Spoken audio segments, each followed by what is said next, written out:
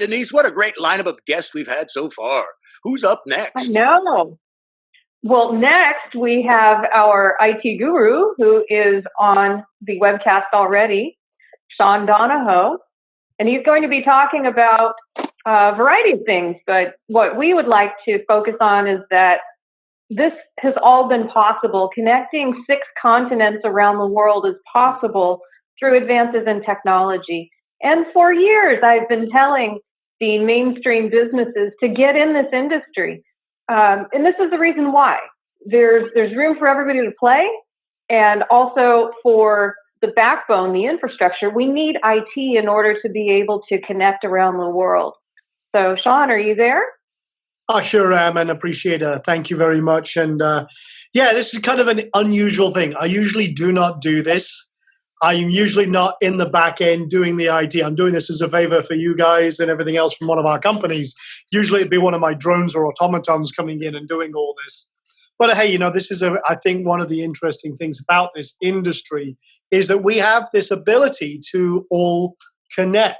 And, we don't have to leave the comfort of our homes. We can be here having our bacon and eggs and what have you, or our crunch bars or whatever we're doing, and actually engage. And I think it was Snowden said it really well, is it's not social distancing, social distancing, it's distance distancing. We can still be very, very social here and connect and get our message across and talk, and again, do it without having to worry about COVID-19, without having to worry about flights and hotels and everything else. And I actually just did a virtual conference kind of like this one a couple of weekends ago.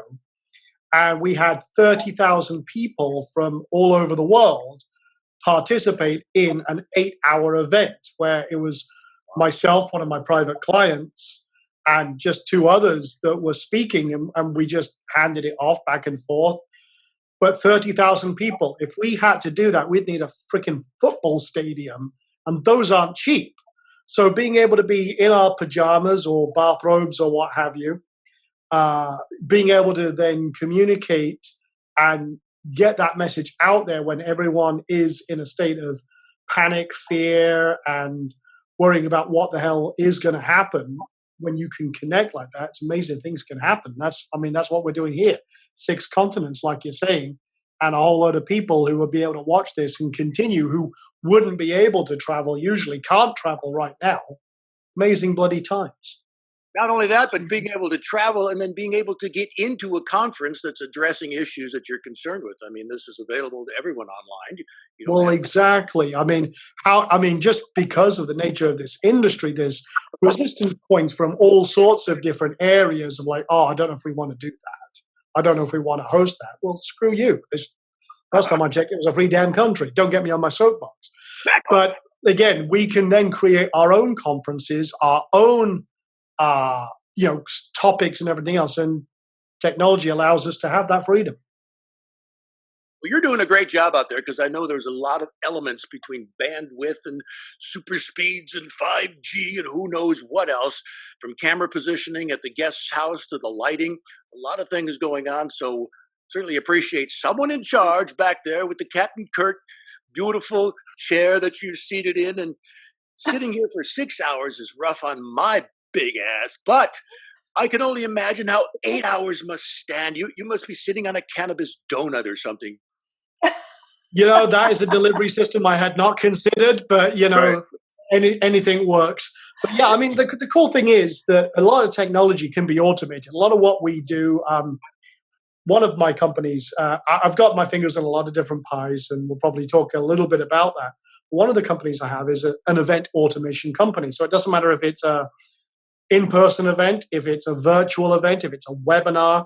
The cool thing is that if you want to put a lot of your business on autopilot, if you want to, like a lot of people right now, Zuckerberg, sorry, Zuckerberg, you're being a pain in my butt today. We can't live stream, but that's a Facebook issue at capacity. Zoom has had issues because everyone is at home doing, events and meetings and everything else, and all the other technologies. They're at strain and capacity, but what we try and do is bridge between everything and then automate it. So if you want to put like if Canna World Expo was running every month and they wanted to repeat and bring people on, we could set that all up and then have all the different messages on your phone come through. Hey, reminder, this is starting. Denise is coming up. Jessica's coming up. Hey, monologue from Cron. We can do all that through Messenger and all the rest of it because, let's face it, people have the attention span of despite what they may be imbibing right now. People, their attention, they see a cat video on Facebook, boom, or a interesting female in yoga pants on Instagram, boom. Their attention continuously being vied for. This, in business, and we have a metric we use, which the American citizen right now is bombarded with 4,400 sales messages per day. Wow. Now, trying to cut through that noise and attention. This is one thing, again, I know we're talking about online marketing later on as well, but attention is a commodity, just like cannabis, just like hemp, just like CBD. It's a commodity. And the thing is, we've all got to trade and work with that attention, because when we have attention, we can then communicate our message. The problem is, for a lot of people, it's not as simple as firing up a Facebook Live and hoping for the best. We've got to have strategic plans. You've got to have, and when you're planning an event, you've got to get all the messaging out there, find the audiences, entice them, give them a reason to turn up to your event. I see a lot of people doing virtual events and a lot of people doing webinars and even just firing up their phone and doing live streams. They have no audience because it's not as simple as, and Denise, who's been, throwing out every angle here through, traditional media and non-traditional media and everything else to get, this wonderful audience and all these panelists together as well. It takes a lot of bloody work. So I want to give a tip of the hat there to Denise for making this happen. But again, at the core of it, you've got to have the ability to make sure that you've got everything in place so that when you press that button, you go live, you've got an audience. So that is a very important thing. Cool. Well, thank you so much, Sean, for all the button pushing that you have been doing in so many different ways for us to make this happen. I appreciate it. Thank you. So what I would say then is, what questions do you guys have for me? We got a lot of business owners here, a lot of people who are broadcasters, a lot of people who have their media. What are you looking to do now coming out of this coronavirus process and situation where this and online events are going to be something you're going to do in the future? Right. So for what we're going to do, we're going to be meeting on a monthly basis and invite all the attendees to join us as business owners so that we can be a collective, unified voice for growing the industry. Obviously, having an IT background helps a lot, and being able to maximize the benefits for business owners. I feel that all of this COVID-19 situation that happened, it spurred along how important online marketing is for business owners, not just in the cannabis industry, just overall. And to be able to maximize the potential of things like virtual conferences and being able to connect with brand messaging and compliant messaging, that's really important in this industry, is maintaining compliance and reaching out to your customer base. So from an organizer's perspective, also from an investor's perspective, how do you see business development moving forward just on a general level beyond this COVID-19 environment, Sean? Well, the interesting thing there is the whole scope of business, education, and social structure is changing. I mean, this has been a gut punch for a lot of businesses. We've had, just reported the other day, 6.6 million people unemployed. Now we've capped 10 million people unemployed in a very short space of time. I mean, usually on these boards behind me, instead of the logo, I have stock charts because I'm continuously watching what's happening where money talks and BS walks. I'm looking where the money flow is, where it's moving out of in any given time. And I mean, from that side of things, businesses are now re-examining, first of all, and one of the biggest things is, well, if our businesses are running right now and there's no one in our offices, like my office in Austin right now, empty. All my teams, we do these Zoom calls, and a lot of my team are working from home. So we can use these, either private events or online, like broadcast events, to restructure how we do business. When we can, and now a lot of people are, I mean, if I get one more CEO telling me how he's here for me during the COVID-19 crisis, I haven't used your service in 6 years, but thank you, I appreciate it. But the thing is that a lot of business is realizing that, hey, if we weren't focusing on online, we should be now. They're seeing their competitors now moving forward, which means they don't want to get left behind. So even if they didn't have an online marketing or online communication strategy, they bloody well better right now. And with the technology that is available to us, we can now restructure pretty much everything coming right out of this process to think, okay, boom, what are we going to do now to get the attention of our audience? What are we going to do now to continue that as a get right in front of their eyeballs, which again, primary mode of communication? We can then structure this going forward, create battle plans for a lot of businesses, a lot of people, and then say, hey, boom, this is what you need to be doing, and look at the effectiveness. Because with everyone being stuck at home, what are they doing? They're either watching bloody Tiger King, which, my God, if that was a study in human train wrecks, I don't even get me started on sardine oil. That's a completely different thing. Anyway, sidetrack before I chase that squirrel. But they're all stuck at home watching social media. They're all here with these things, picking app downloads have increased 560% because people are at home bored out of their brains. So creating online events where you can garner the attention of your audience, you can grow equity. This is an important thing that a lot of people missed before this event, but are now realizing, is you can create a lot of brand equity, but also personal equity. I mean, right now, for example, I had no idea who Cron was before this event, but the personality, everything else coming out, again, it's engaging. We have, again, the lovely Jessica, the lovely Denise. We have all the other wonderful guests like Snowden here, and the chef at the beginning. Again, these are brands now that are now anchored in a lot of people's minds. They want to find out more. You build it, and again, because of the human condition, we resonate from a psychological perspective with personalities, with faces, with voices. And I mean, just being able to take your business from, the back rooms of nowhere to now being a brand-based broadcast. Boom.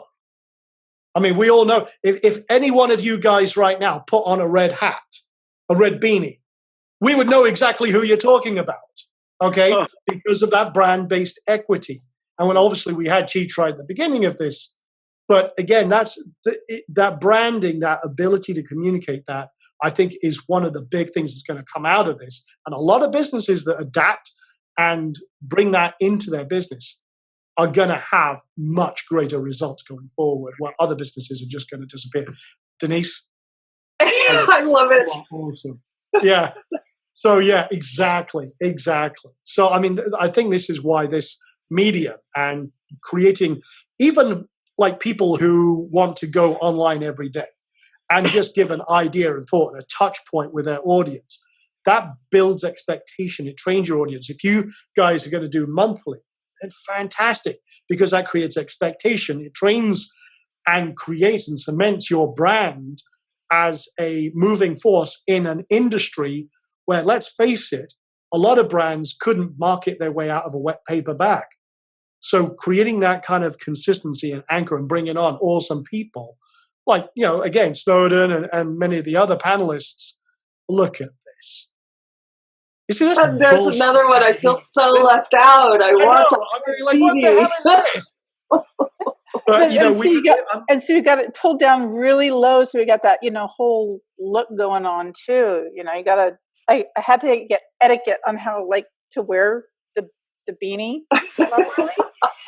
So it's like I You could do an entire YouTube video on how to position your Cheech's beanie. I know true story. exactly. Complete sidebar. Mike's eldest son, he's 29 now, but when he was a kid, he did the whole beanie thing. Okay, and he looked like Eminem in 8 Mile. So that was his nickname for a long time. Then my youngest son started putting it on, but he's half his size, so we called him Quarter Mile. So, but yeah, just nuts. But anyway, that's online events definitely is going to be a huge thing coming up for brand building and recognition. And in this particular industry, again, it's going to create that advocacy, the attention that is needed to help bring it out of the perception area it's in for a lot of the market, a lot of business, a lot of regulatory. But I think the more we can create that messaging, the more the public gets into it, the more they're voting for the right people. Because let's face it, the way to change regulation in a lot of ways is vote for the right people and put them in office. That comes from public perception. It's a slow burn process. It's not going to happen overnight. Again, there's a lot of market forces, a lot of business resistance. But the more that people are seen and talking about it, it becomes part of the popular and general public vernacular, then I think that really is going to be the rising tide that starts lifting a lot of boats. So, Sean, you've seen a lot of different types of businesses grow with online capability. For this particular industry, some would see it as a movement versus an industry because it's still emerging. A lot of regulatory processes have to be put in place in order to create it as a solid industry. How do you advise business owners who are just now getting into the industry to leverage? This is an interesting thing because I work a lot with private equity finance. I'm an investor. I'm a business strategist. I've got my fingers in a lot of different industries, and I've seen emerging industries, regulatory industries. Prime example is one of my businesses is in the stock market trading. So when we are dealing with training people on how to trade the markets, we have to work with or avoid, I want to say more than anything else, a lot of the 3-letter government agencies who are stood there with clipboards and windbreakers. We're not financial advisors. We cannot say we're financial advisors. We can't advertise on Facebook and say exactly what we want to say. We can't go onto YouTube and say the things we need to say to communicate what we do because of all of the financial regulations. So between the cannabis industry and the finance industry, there's actually a lot of parallels in terms of the restrictions. So you have to get creative. You have to be very focused on almost like the swimming lanes you can operate in. And then once you have that attention that's commoditized, is then we can talk about the other stuff. Because once we're off of the platforms where people are, your audience is, the Facebooks, the Instagrams, the Pinterest, the YouTubes, Google, and everything else, all the other areas where you can pay for attention, once you bring them into the fold, then you can then expand. But the problem is you are reliant, or pretty much all these businesses are reliant on third-party platforms, which outside of any governmental regulation, in my case, FTC, SEC, and everything else, you're working in an area where, unfortunately, there's a lot of bad actors. I mean, we can all agree that there's a lot of bad actors in both the cannabis world as well as the finance world, because again, it's just attracting a lot of revenue. There's a lot of revenue that can be had, but if we don't self-regulate, this is one of the things that's happening a lot in the finance industry, especially in the trading world. And really think this is where you guys have a tactical and strategic advantage, is the self-regulation, the self, I don't want to say agency, it's not the right word, association, so to speak, where you can create that advocacy and a central integrity-based core. Then again, with what your guys are doing right now with reaching out to all the different industries, the business aspects, it's almost self-policing. And I think that can also have a credibility lift for a lot of the, that again, start to eliminate and push the bad actors to one side so that the integrity-based core rises. I mean, we've had, like Dr. Judy Cron said this right at the start, a lot of what she was talking about went right over my head, and that's fine, okay?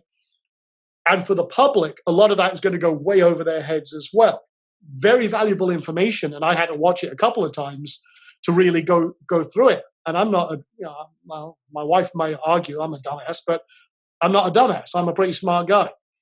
But the problem is that our audience, and especially from this side, is, again, we've got to go to keep it simple. And for a lot of online events, a lot of marketing, a lot of business development that I'm seeing in this, so you've got to keep the message simple. Because if you want mass acceptance and mass advocacy that is then going to move all the other boats, got to keep that message really bloody crystal clear and simple.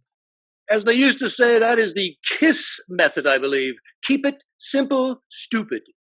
Absolutely, and it really is true. I mean, in copywriting, one of the businesses I'm working with right now, a lot of their messaging, we could actually measure it and say it was to an 8th grade level. They doubled their business when they brought it down to all their emails, their sales messages. They actually brought it down to a 4th grade level. And that's not to be insulting to the general population at all. But when your language, your messaging, and everything else is broken down into simple, small bites, it's a lot more easier to resonate. A prime example, and I think this is probably a really, really good example for message acceptance, is Bitcoin. Now, again, the whole Bitcoin bubble, I could get on a soapbox and say it was the dumbest goddamn thing on the planet. But the thing is when you're going to your coffee shop, if anyone remembers coffee shops, this is a thing we had before all this went down. But when your barista is telling you about their Bitcoin investments, that is a message that has resonated. That is a message that has been accepted, but not totally understood. But it is now in the public vernacular. I could go get an Uber and we're having conversations about the economy because someone has learned a little bit about trading Bitcoin and cryptocurrencies, which again, highly regulated industry, got clamped down by Facebook, by Google, by a lot of the other media. But still, people were finding a way because they understood the potential and the message got out there. And that really is one, again, online events or any communication that is simplified and streamlined allows that to happen. I've been sat in the background of this event listening so intently. I'm like, this is where I see it needed. This is what I see happening here. And this is what, it needs to have that, that elevation. I mean, does everyone agree with that? Absolutely. I also believe we are 1 minute away to 12:30, which is the time of day I put on pants. So if I do take a brief break, I'm not standing up just in case because there'll be none of that. So it's all good. All right. Sean, thank you so much.